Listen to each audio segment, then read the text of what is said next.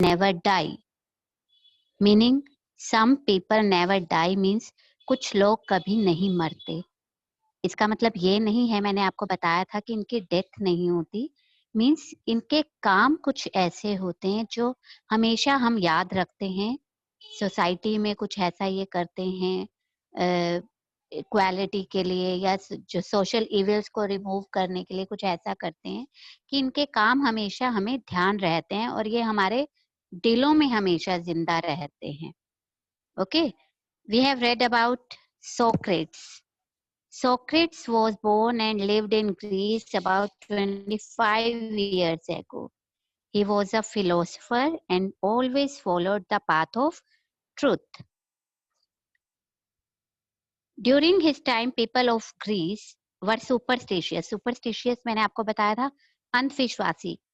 हर बात में ना मतलब ऐसा होता था उन्हें कि ये तो भगवान की तरफ से है.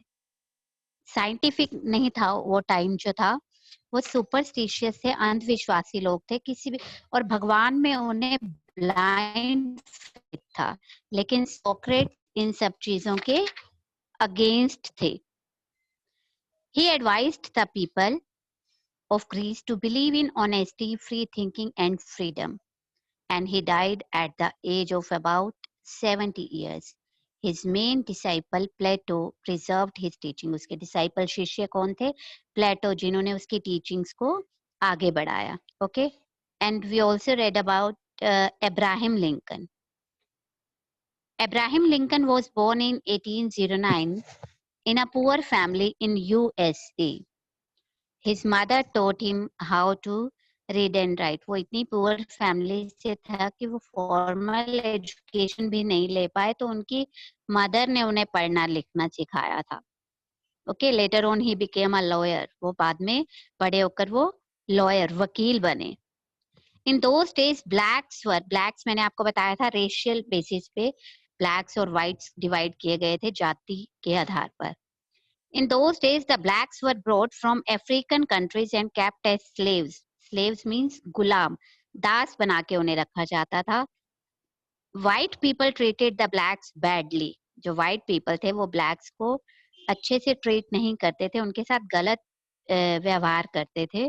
तो जो लिंकन थे वो इन सब चीजों के अगेंस्ट थे, इसलिए उन्होंने पॉलिटिक्स ज्वाइन की और वो 16th प्रेसिडेंट बने यूएसए के.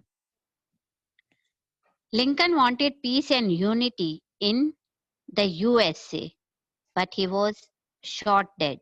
गोली मार के उन्हें गोली मार दी गई थी by John Wilkes Booth, a supporter of Southern state. USA के जो Southern states के कुछ Southern states जो थी वो अब्राहम लिंकन के अगेंस्ट थे वो लोग. उनमें से एक ने, जॉन विल्केस बूथ ने गोली मार दी थी उन्हें, क्योंकि वो उनकी जो वो चाहते थे कि स्लेव्स को फ्री कर दिया जाए, इन सब चीजों के वो अगेंस्ट हुआ करते थे. Yes, today we are going to start with Mahatma Gandhi, a very familiar name. आप सब फेमिलियर हैं इस नाम से, महात्मा गांधी.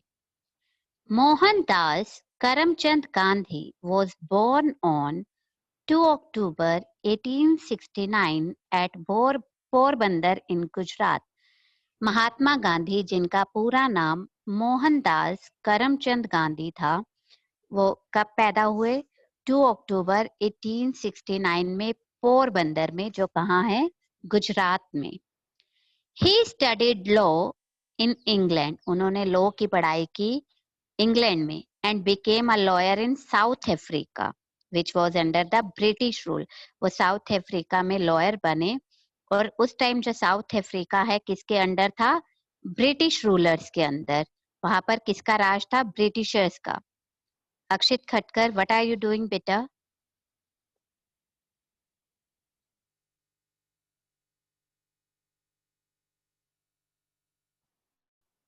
यस,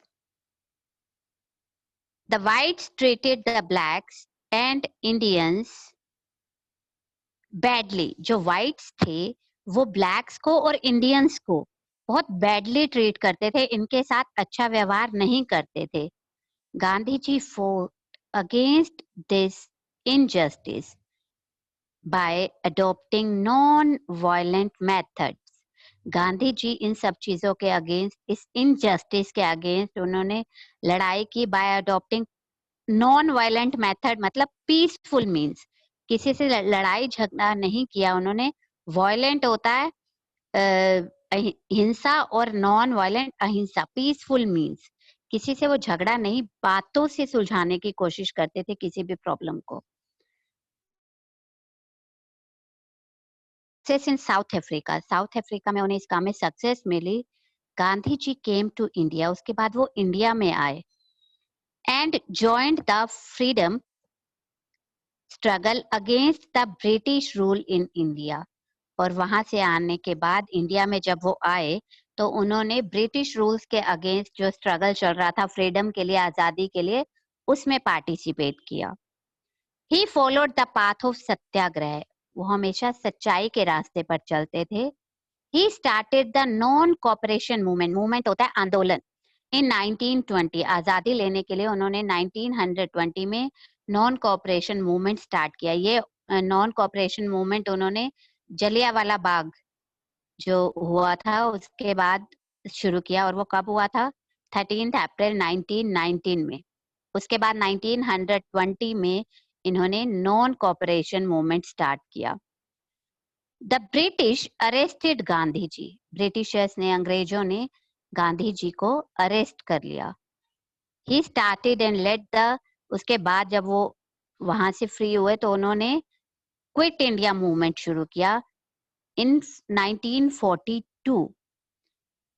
वो मतलब फ्रीडम के लिए कुछ कुछ टाइम में वो कोई ना कोई मूवमेंट शुरू करते रहते थे, लेकिन हमें मिली कब फ्रीडम? 1947 में। क्विट इंडिया मतलब भारत छोड़ो आंदोलन उन्होंने शुरू किया 1942 में, और एक स्लोगन दिया, गेव द स्लोगन डू और डाई। डू और डाई का मतलब करो या फिर मरो, मतलब किसी भी कॉस्ट पे अब हमें आजादी चाहिए ब्रिटिशर्स से। ओके, आपको ये दोनों ध्यान होने चाहिए। नॉन कॉपरेशन मूवमेंट 1920 में और क्विट इंडिया मूवमेंट 1942 में। और गांधी जी ने कौन सा स्लोगन दिया, कौन सा नारा दिया? डू और डाई, करो या मरो। The Satyagraha and non-violent methods of Gandhi ji forced the Britishers to accept moral defeat. जो उनका सत्याग्रह और नॉन वायलेंट जो उनके मेथड थे, जिस ढंग से वो लड़ाई कर रहे थे, तो इससे मोरल डिफीट तो उन्होंने फील कर ली ब्रिटिशर्स ने, अंग्रेजों ने। मोरल डिफीट मींस अंदर से अब उन्हें पता लग गया कि अब वो ज्यादा टाइम तक इंडिया पर राज नहीं कर सकते। इंडिया वन फ्रीडम ऑन 15 अगस्त 1947। देखो 1942 में क्विट इंडिया मूवमेंट शुरू हुआ, उसके बाद लगातार ब्रिटिशर्स जो हैं वो अपने फील करने लगे कि अब हम ज्यादा टाइम यहाँ नहीं अपना राज कर पाएंगे, और इंडिया को फ्रीडम कब मिली? 15 अगस्त 1947 में। He worked for the unity of Hindus and Muslims. Gandhi ji ने किस लिए काम किया? हिंदू और मुसलमानों की एकता बनाए रखने के लिए, यूनिटी के लिए। He was against untouchability. Gandhi ji किस चीज के अगेंस्ट थे? छुआछूत के। Some people were against his ideas. कुछ लोग उनके इन आइडियाज के अगेंस्ट थे। हमने पहले भी अब्राहम लिंकन और सोक्रेट्स के बारे में पढ़ा। जो भी सोशल रिफॉर्मर्स होते हैं ना, सब उनसे एग्री नहीं करते, कुछ लोग उनके अगेंस्ट भी रहते हैं। One of them shot dead Gandhi ji on 30 जनवरी 1948. उनमें से एक ने गांधी जी को गोली मार दी और उनकी डेथ हो गई कब? 30 जनवरी 1948 में। Gandhi ji is fondly remembered as the father of nation. Gandhi ji को किस नाम से याद किया जाता है? फादर ऑफ नेशन, राष्ट्रपिता के नाम से। Yes, next is Karl Marx. Karl Marx was born in Germany in 1818. Karl Marx Germany में पैदा हुए 1818 में। He studied history, politics, law and philosophy. उन्होंने किस किस चीज की स्टडी की? हिस्ट्री, पॉलिटिक्स, लॉ वकालत और philosophy. The industrial revolution influenced all the European countries. उस टाइम जो इंडस्ट्रियल रेवोल्यूशन मतलब हर जगह इंडस्ट्रीज ही इंडस्ट्रीज खुल रही थी, उससे जितनी भी यूरोपियन कंट्रीज थी वो सारी उन पे प्रभाव पड़ रहा था। यूरोपियन कंट्रीज में कुछ कंट्रीज हैं, Belgium, Denmark, France, Italy, Germany, Greece, Spain. Okay, all these are European countries. The owners of the factories, जो फैक्ट्रीज खुल रही थी, इंडस्ट्रीज खुल रही थी, उनके जो ओनर थे, जो मालिक थे, forced the workers to work for long hours and paid them low wages. wages होती है जो दिन में उन्हें मजदूरी उसकी मिलती है काम करने की। जो फैक्ट्रीज के ओनर थे, मालिक थे, वो क्या फोर्स करते थे वर्कर्स को जो वहां काम करते थे कि वो लॉन्ग आवर्स, लंबे टाइम तक, कई घंटों तक काम करें। And paid them low wages, लेकिन उन्हें काम के बदले जो उनकी मजदूरी थी, वो जो उनका वेतन बोल सकते हो, सैलरी जो थी, वो उन्हें कम दिया करते थे। The factory owners earned huge profits and became rich. जो फैक्ट्री के ओनर्स थे, वो जो मालिक थे, वो अमीर होते जा रहे थे, उन्हें क्योंकि प्रॉफिट ज्यादा होता था। जो प्रॉफिट होता था उसमें से वो अपने वर्कर्स को बहुत कम देते थे, तो इस वजह से वो खुद तो बहुत अमीर होते जा रहे थे, लेकिन उनके वर्कर्स जो थे वो अपनी नीड्स को भी पूरा नहीं कर पा रहे थे, वो बहुत गरीब रह गए। Over a period of time the middle income group developed. धीरे धीरे एक मिडिल क्लास ग्रुप जो बना वो डेवलप हुआ। The rich industrialist and landlords were called capitalist. जो बड़े बड़े इंडस्ट्रीज के मालिक थे, बड़े बड़े लैंडलॉर्ड, जमींदार थे जिनकी बहुत जमीनें थी, वो अपने आप को क्या कहा करते थे? कैपिटलिस्ट्स। वो रिच इंडस्ट्रियलिस्ट और लैंडलॉर्ड अपने आप को खुद ही वो कैपिटलिस्ट्स बोला करते थे। Most of the people in Germany were unhappy. अब जर्मनी के जो ज्यादातर लोग थे वो अनहैप्पी मीन्स खुश नहीं थे। Karl Marx wanted that the society should be the owner of everything in place of a few capitalists in the country. Karl Marx क्या चाहते थे कि जो सोसाइटी है वो अपनी ओनर खुद हो, उसमें जो मेंबर्स हैं वो अपने ओनर खुद हों, उन पे कोई फोर्सफुली कोई उनसे काम ना कराए। और जबकि हो क्या रहा था कि कुछ कैपिटलिस्ट मतलब इंडस्ट्रियलिस्ट और लैंडलॉर्ड ने ही अपने आप को ओनर बनाया हुआ था। मींस जो कार्ल मार्क्स हैं वो इक्वालिटी चाहते थे कि सबको इक्वल राइट्स हों। Karl Marx supported the workers, इसलिए उन्होंने वर्कर्स को जो इंडस्ट्रीज में काम करते थे, जो फील्ड्स में काम करते थे, उन्हें सपोर्ट किया।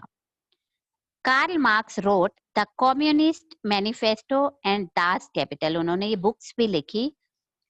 ही encouraged workers to fight against capitalist, और उन्होंने एनकरेज किया, उन्हें समझाया वर्कर्स को कि वो अपने राइट के लिए लड़ें और कैपिटलिस्ट के अगेंस्ट फाइट करें।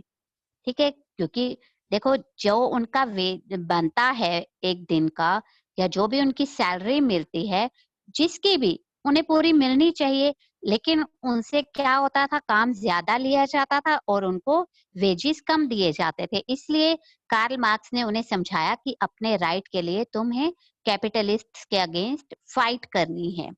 हिज रेवोल्यूशन वाज क्रश्ड, पर जो उन्होंने ये क्रांति लानी चाहिए थी उसे क्रश कर दिया गया, खत्म कर दिया गया। ही फ्लेड फ्रॉम जर्मनी, और उन्हें जर्मनी से निकाल दिया गया, और वो कहाँ चले गए फिर? लंदन। आफ्टर हिज डेथ, उनकी डेथ के बाद, लेनिन एडॉप्टेड हिज आइडियाज, उनके इस आइडिया को लेनिन ने अडॉप्ट किया, अपनाया। And form the Soviet union, और सोवियत यूनियन फॉर्म की। सोवियत यूनियन क्या है? एक पार्ट है यूरेशिया। यूरेशिया जो है वो यूरोप और एशिया को कंप्राइज करके बनता है।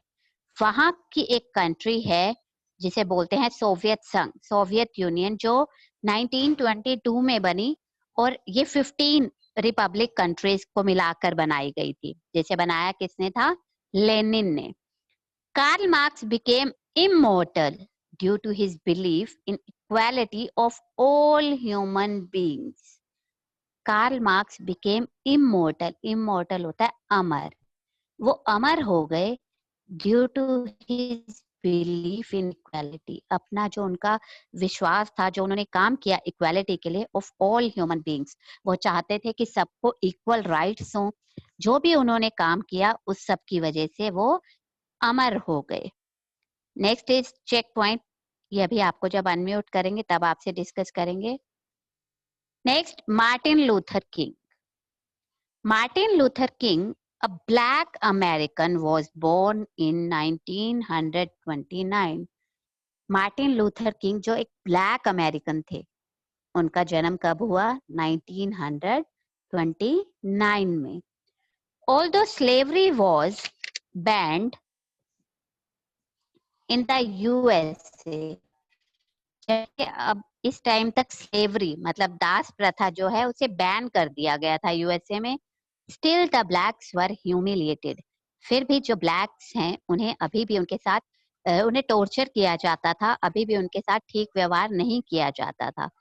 And treated badly bye white Americans. जो व्हाइट अमेरिकन्स थे वो अभी भी ब्लैक्स के साथ अच्छे से बिहेव नहीं करते थे.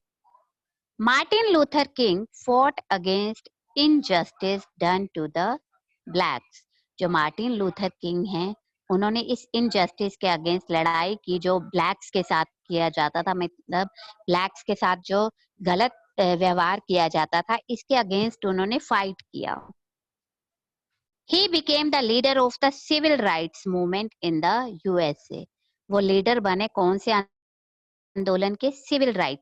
मीन हर एक नागरिक को के पास राइट होने चाहिए, अधिकार होने चाहिए. ये एक आंदोलन चलाया गया यूएसए में जिसके वो लीडर बने. Martin Luther King came to India in 1959. Martin Luther King जो हैं वो इंडिया में आए कब? 1959 में. To learn about to Satyagraha movement. Satyagraha movement के बारे में वो जानना चाहते थे, सीखना चाहते थे. He followed the non violent method of Mahatma Gandhi. उन्होंने भी अहिंसा का मार्ग अपनाया. नॉन वायलेंट मेथड मतलब पीसफुल मीन्स अपनाए उन्होंने भी, जो महात्मा गांधी जी ने किए थे, और उन्हीं को फॉलो किया मार्टिन लूथर किंग ने. Means he was the follower of Mahatma Gandhi. In India he said. जब वो इंडिया में आए तो उन्होंने क्या कहा? I am not a tourist. मैं एक टूरिस्ट नहीं हूँ.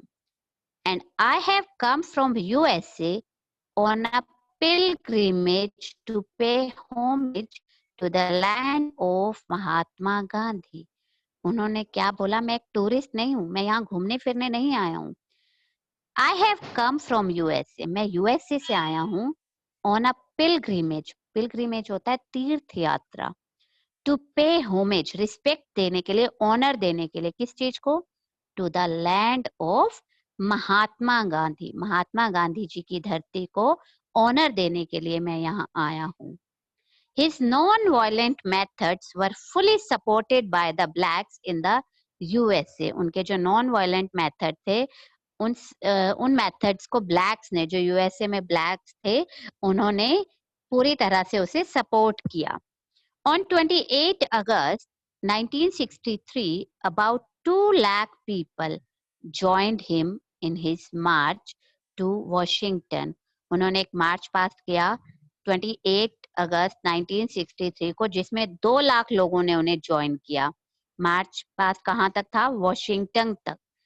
The USA had to pass a law giving equality to blacks. फिर यूएसए को एक लॉ पास करना पड़ा क्योंकि काफी लोग उनके साथ हो गए थे उनके इस मूवमेंट में. इसलिए यूएसए को अब एक लॉ पास करना पड़ा कि अब सबको, ब्लैक्स को भी इक्वल राइट्स हैं जो व्हाइट्स के पास है. मतलब अब कुछ वहां पे नीच जाति या किसी को कुछ ऐसा नहीं था कि एक कानून बना दिया गया कि अब सबको अपनी बात रखने का, कुछ भी काम करने का राइट है. इक्वल राइट्स हैं अब सबके पास. For his non-violent methods, he was awarded the Nobel Peace Prize in 1964. अपने इन मेथड्स की वजह से, नॉन वायलेंट मेथड की वजह से, जो उन्होंने गांधी जी के मेथड फॉलो किए, उनकी वजह से उन्हें नोबेल पीस प्राइज मिला कब मिला? 1964 में. Some white Americans were still doing injustice to blacks. लेकिन अभी भी कुछ white Americans जो थे वो blacks के साथ injustice करते थे, उनके साथ justice न्याय नहीं करते थे. In the Alabama state, the whites prevented the blacks from voting in election. Alabama state में जो whites थे वो blacks को वोट नहीं देने देते थे. इलेक्शन में जो वोट दिए जाते हैं ना, उन्हें वोट देने से रोकते थे.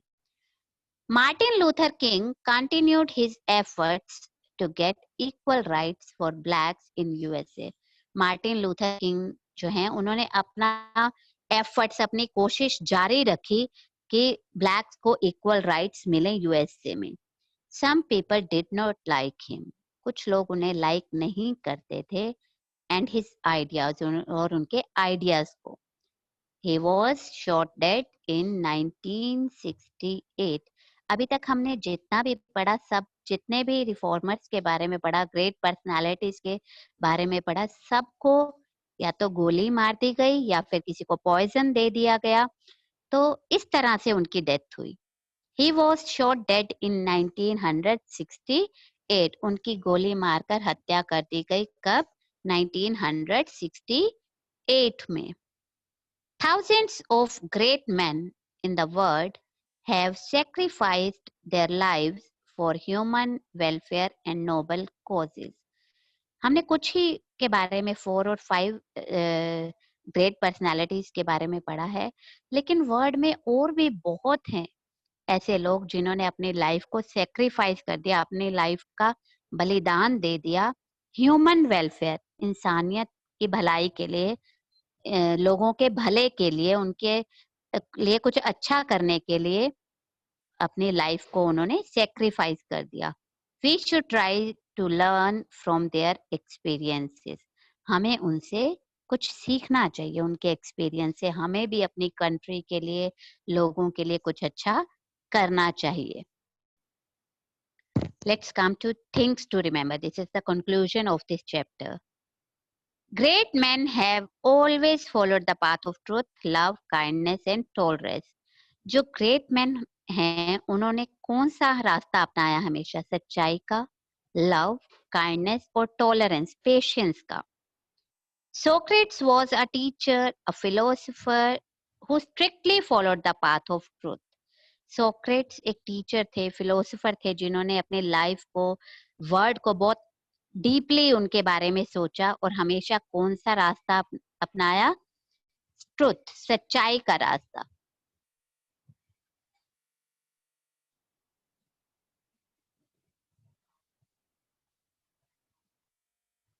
I think one page is missing in this. Okay, Lincoln was born in poor family. ये कुछ points मैं आपसे already discuss कर ही चुकी हूँ. Yes, dear students, we are going to unmute all of you. अगर आपके कुछ queries हैं तो पहले आप पूछेंगे, उसके बाद I will ask questions. Okay? Yes, excuse me, Preeta ma'am.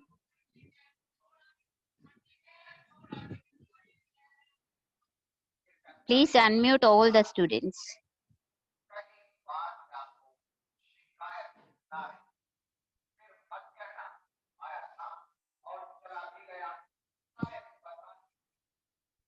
Excuse me, Preeta ma'am.